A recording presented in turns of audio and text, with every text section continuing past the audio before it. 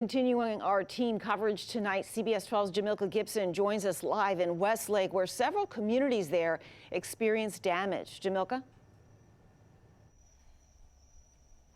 Liz, the good news is that nobody in this community that I spoke with got hurt. So tonight and for the next few days, the focus is cleanup. Scary, very scary. Heavy rain and strong winds pummeling parts of western Palm Beach County Monday. This as the National Weather Service issued a severe thunderstorm warning with the potential of 60 to 70 mile-per-hour winds.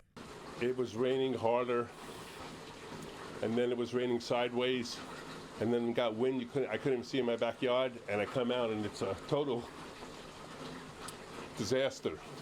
Richard Berman lives along 140th Avenue and 80th Lane North in Westlake and says those powerful gusts made their presence known, snapping trees and ripping a mailbox out the ground.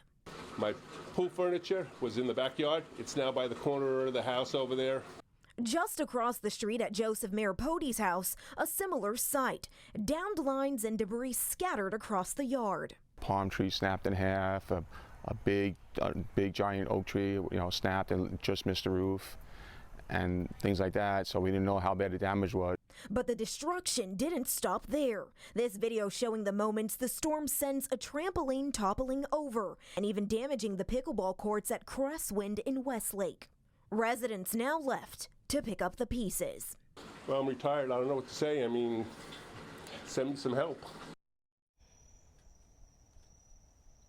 Now, the man that I spoke with, his name is Richard. He's retired and says that there is no way on earth that he's going to be able to clean up his yard on his own. Tonight, he's asking that if you're watching and you want to lend a helping hand, to reach out. We'll have his contact information on our website. Reporting live in Westlake, Jamilka Gibson, CBS 12 News.